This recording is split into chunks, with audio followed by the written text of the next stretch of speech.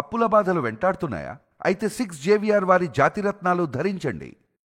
Hello అండి, అందరికీ నమస్కారం. నేను మీ కట్టకార్తీక్. మనతో ఉన్నారు ప్రముఖ సామాజిక రాజకీయ విశ్లేషకులు కొత్త రవీంద్రబాబు గారు. సార్ నమస్కారం. సార్ నమస్తే సార్. ఆంధ్రప్రదేశ్లో తుఫాను విపత్తు గురించి తెలుసు. అయితే ఈ తుఫాన్లోకి రాజకీయాలు చొరబట్టాయి. ఈ తుఫాను చంద్రబాబు నాయుడు గారు సృష్టించిన తుఫాను అని మన జగన్మోహన్ రెడ్డి గారు చెప్పిపోవటం మీరు చూస్తుంటారు. ఇప్పుడు వైసీపీ తన సోషల్ మీడియాలో చేస్తున్న ప్రచారం ఏంటి అంటే, ఈ తుఫాన్ ఏమో చంద్రబాబు గారు సృష్టించారట, జగన్మోహన్ రెడ్డి గారేమో అరిచేయబెట్టి ఆపేశారట. మనం బాలకృష్ణ గారి సినిమాలో ఒక ట్రైన్ని బాలకృష్ణ గారు చేయబెట్టి ఆపడం మనం చూసాం. సార్ సినిమా కాబట్టి అది ఓకే, కానీ ఇక్కడ రియల్ టైంలో జగన్మోహన్ రెడ్డి గారు తుఫాన్ ఆపిన ఒక్క మగాడు అని చెప్పేసి వైసీపీ ప్రచారం చేసుకుంటుంది. ఇది ఎలా చూడాలి? ఆంధ్రప్రదేశ్ రాష్ట్ర రాజకీయాల్లో తుఫాన్లోనే ఎంటర్ అయింది వైఎస్ఆర్ కాంగ్రెస్ పార్టీ అని మీరు అంటున్నారు. ఎంటర్ కాంది ఎక్కడ? అది బస్సు యాక్సిడెంట్ అయినా ఎంటర్ అవుతారు. ఒక విలేజ్లో ప్రాణ స్నేహితులు కొట్టుకొని చంపుకున్నా కులం పేరుతో ఎంటర్ అవుతారు. ఎంటర్ కాంది ఎక్కడ? ఒకటి. రెండోది, తుఫాను విషయం మనం మాట్లాడుకోవాల్సి వస్తే, జగన్ రెడ్డి గారు తాడేపల్లి ప్యాలెస్లో లేకుండా బెంగళూరు ప్యాలెస్లో కూర్చొని నిద్రపోతూ తుఫాన్ని ఎలా కంట్రోల్ చేశాడు సింగిల్ హ్యాండ్తో అనేది ఫస్ట్ క్వశ్చన్. సెకండ్ క్వశ్చన్, ఈ తుఫాను మ్యాన్ మేడ్ డిజాస్టర్ ఆయన అన్నమాట. అంటే ఎవరు ఆ మ్యాను? ఎవరు క్రియేట్ చేశారు ఈ తుఫాను? ప్రకృతి వైపరీత్యం కాదా ఇది? కాదటగా జగన్మోహన్ రెడ్డి గారు చెప్పిన దాని ప్రకారం. అదే ఎవరు క్రియేట్ చేశారు? మరి ఆయనే క్రియేట్ చేశాడా? చంద్రబాబు నాయుడు గారు క్రియేట్ చేశారా? అంటే ఇటువంటి విపత్కర పరిస్థితులు వచ్చినప్పుడు ఈ విధమైన మాటలు మాట్లాడటం వల్ల వాళ్ళంతటి వాళ్లే పబ్లిక్ లో చులకన అవుతారు. ఆ విషయం గ్రహించాల. మీరు చెప్పారు జగన్ ఏమన్నారు, ఒంటి చేత్తో తుఫాన్ ఆపాడు కదా. ఆ పోస్ట్ పెట్టిన తర్వాత ఫేక్ ప్రచారంలో భాగంగా అది ఒకటి పెట్టిన తర్వాత వాళ్ళంతటా వాళ్ళు రియలైజ్ అయ్యి మళ్ళీ తీసేశారని కూడా ఒక వార్త వచ్చింది. అంటే రియలైజ్ అయ్యారు. నేనేమంటానంటే, ఎక్కడ ఏ సంఘటన జరిగినా, ఎక్కడ శవం కనిపించినా అక్కడ శవ రాజకీయాలు, కుల రాజకీయాలు చేయటం అనేది అలవాటుగా మారిపోయింది వాళ్ళ. It is in the culture of YSR Congress party.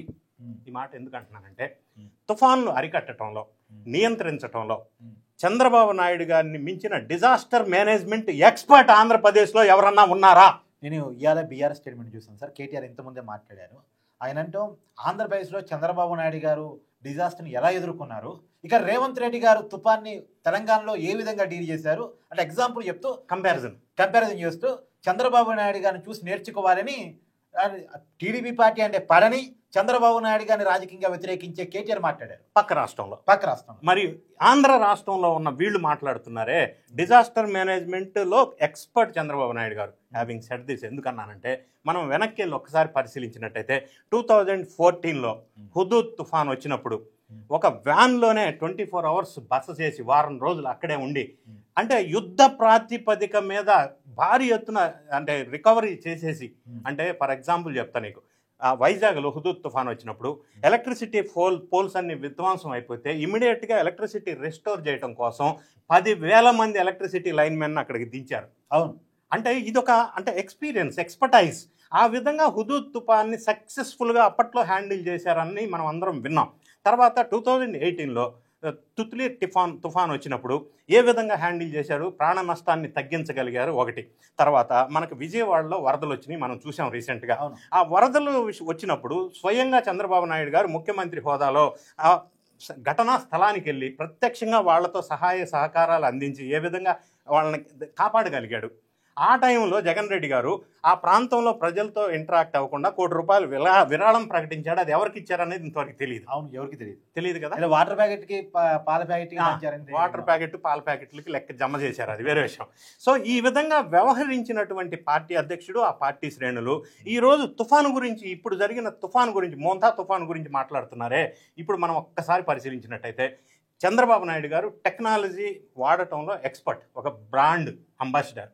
అటువంటి మనిషి రియల్ టైం గవర్నెన్స్ ద్వారా, ఆర్టీజీఎస్ ద్వారా ఒక 24 hours అక్కడే మానిటరింగ్ చేస్తూ ఎప్పటికప్పుడు లైవ్ డాష్ బోర్డ్లో పరిశీలిస్తూ ఆదేశాలు ఇస్తూ, అంటే మృతుల సంఖ్య పెరగకుండా, అంటే జరగకుండా నష్టాన్ని తగ్గించడంలో టెక్నాలజీ ద్వారా, ఆర్టీజీఎస్ ద్వారా మానిటర్ చేసి 24 hours అక్కడ మానిటర్ చేసి దీన్ని ఏ విధంగా పరిశీలించారు అనేది ఒక కేస్ స్టడీ. ఇది అన్ని రాష్ట్రాల నాయకులు అందరూ ఇంక్లూడింగ్ ప్రధానమంత్రి ప్రశంసించినటువంటి సందర్భం. ఈ సందర్భంలో జగన్ రెడ్డి గారు ఇందులో ఇన్వాల్వ్మెంట్ లేకుండా, సహాయ సహకారాలు అందించకుండా, గైడెన్స్ లేకుండా, సపోర్ట్ లేకుండా ఎక్కడో బెంగళూరులో కూర్చొని ఈ విధమైన కామెంట్స్ చేస్తే ప్రజలు ఏ విధంగా హర్షిస్తారు ఒక్కసారి వాళ్ళు ఆత్మ పరిశీలన చేసుకోవాలనేది అయితే స్పష్టంగా చెప్పవచ్చు. ఒక విషయాన్ని మీరు చెప్పండి, తుఫాన్ అయిపోయిన తర్వాత జగన్మోహన్ రెడ్డి గారు వచ్చారు, అంటే అవును. చేతులు గాలే కాకులు పట్టుకున్న చందంగా అవును సరే వచ్చారు, జనంలోకి వస్తారేమో అని అందరూ అనుకున్నాం. అవును. కానీ జనంలోకి రాకుండా ప్యాలెస్ లో మీటింగ్ పెట్టి మళ్ళీ వెంటనే బెంగళూరు పోవటాన్ని ఎలా చూడాలి సార్ అసలు? అంటే Jagan is working from Bengaluru, ఇప్పుడు మనం వర్కింగ్ ఫ్రమ్ హోమ్ కదా. అంటే అక్కడ ఏమైనా కర్ణాటకలో పార్టీ పెట్టే ఉద్దేశం ఏమైనా ఉందా? పార్టీ కాదు, అది ఒక అసాంఘిక శక్తులకి అడ్డ. ఓకే. ఇక్కడ అక్రమాలు చేసిన వాళ్ళు అక్కడ తలదాచుకోవాలిగా, ఉమ్. అర్థం కాలా? ఉమ్. అక్కడ వ్యాపార సామ్రాజ్యం విస్తరించుకోవాలిగా. ఉమ్. తాడేపల్లి ప్యాలెస్ లో ఉంటే ఏమో డిస్టర్బెన్స్. ఒక రూమర్ వస్తుంది ఏంటంటే కర్ణాటకలో పార్టీ పెట్టబోతున్నారా, ఇక్కడ మూసేసి అక్కడ పెడదామని ఆలోచన ఏమన్నా ఇక్కడే లేదు అక్కడేం పెడతాడు. జగన్ రెడ్డి గారు గత ఎలక్షన్ లో సక్సెస్ఫుల్ గా వాడినటువంటి ఒక టైటిల్ డైలాగ్ మనం చూస్తే, నేను ఉన్నాను నేను విన్నాను అంటాడు. ఉమ్. ఇప్పుడు ఈయన ఉన్నది లేదు విన్నది లేదు, ఉమ్. తుఫాను గురించి తెలియదు. అంతా అయిపోయిన తర్వాత సరే అంతా అయిపోయినాక వచ్చాడు, రావడానికి ఏమన్నాడు, ఫ్లైట్ క్యాన్సిల్ ఎట్లా రావాలన్నాడు. ఉమ్. బెంగళూరు నుంచి బై రోడ్ రాకూడదా మనకు తెలియదు. సరే అంతా బాగానే ఉంది. వచ్చిన తర్వాత నైతిక బాధ్యత ఏంటి, ఆ బాధితులు ఉన్నారే వాళ్ళ దగ్గరికి వెళ్ళి సహాయ సహకారాలు అందించాలి కదా. లేదా వాళ్ళ శ్రేణులకు ఒక పిలుపు ఇవ్వాలా, వెళ్ళండి సహాయం చేయండి, బాధితుల్ని కాపాడండి, ఏ విధంగా హెల్ప్ చేయాలో చూడండి. ఫస్ట్ బాధితుల్ని ఎలా రక్షించాలా, సెకండ్ ఇటువంటి జరగకుండా ఫ్యూచర్లో ఏ విధమైన చర్యలు తీసుకోవాలా, ఇటువంటి అంశాల మీద ఫోకస్ పెట్టకుండా ప్రతి దగ్గర కుల రాజకీయం శవ రాజకీయాలు చేస్తూ ముందుకు వెళ్తా ఉంటే ప్రజలు ఇంకా దూరం అవుతారు. ఈ 11 కూడా ఉండవు 11 రెడ్డి గారికి అనేది ప్రధానంగా మనం చెప్పవచ్చు. అంటే ఇప్పుడు ఇదానే చేస్తే మాత్రం ఖచ్చితంగా రేపొద్దున మళ్ళీ అధికారం రావడం పక్కన పెడితే ఉన్నది కోల్పోతాడంటారు. ఉన్నది కోల్పోతాడన్న భయంతో ఈరోజు వైఎస్ఆర్ కాంగ్రెస్ పార్టీ వాళ్ళు ఒక కూటమిగా ఏర్పడుతున్నారు రాబోయే 2029 ఎలక్షన్లో. ఓకే, కూటమి అంటే ఎలా? జై భీమ్ పార్టీ ఒకటి ఉంది, జడల శ్రవణ్ కుమార్. ఆయనకు ఒక 400-500 ఓట్లు ప్రభావితం చేయగలడు. దాంతోపాటుగా ఆమ్ ఆద్మీ పార్టీ ఒకటి ఉంది, అది ఆంధ్రప్రదేశ్లో ఎక్కడ లేదు, అభ్యర్థులు కూడా దొరకరు. బీఎస్పీ పార్టీ ఒకటి ఉంది, ఐఏఎస్ ఆఫీసర్ విజయ్ కుమార్ స్థాపించిన పార్టీ ఒకటి ఉంది, కమ్యూనిస్టులు ఒకటి ఉన్నారు.